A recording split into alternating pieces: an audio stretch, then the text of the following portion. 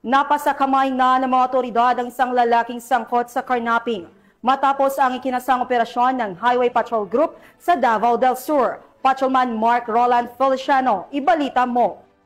Isang lalaking sangkot sa kasong karnaping sa ikinasang Manhunt Charlie Operation ng Provincial Highway Patrol Team Davao del Sur na pinangunahan ng kanilang provincial officer na si Police Captain Francis Jan G. Takan kasama ang mga kapulisan ng Magsaysay Municipal Police Station, Mulabi MPS Zamboanga del Sur PPO at iba pang mga PNP Territorial Unit sa Purok 2, Barangay Kasuga, Magsaysay, Davao del Sur nitong nakarang araw. Ang Provincial Highway Patrol Team Davao del Sur ay matagumpay na inisagawa ang Manhunt Charlie Operation sa Purok 2, Barangay Kasuga, Magsaysay, Davao del Sur.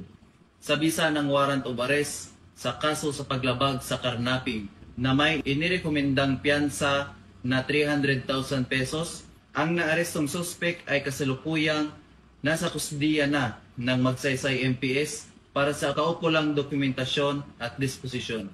Maraming salamat po.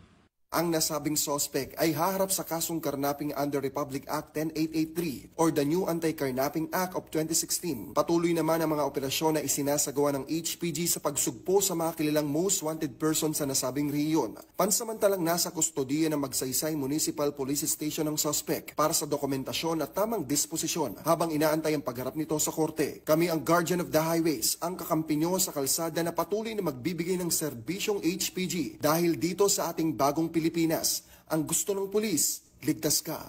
At sa iba pang balitang serbisyong HPG, tumutok lamang sa aming YouTube channel at Facebook page na Police News Network.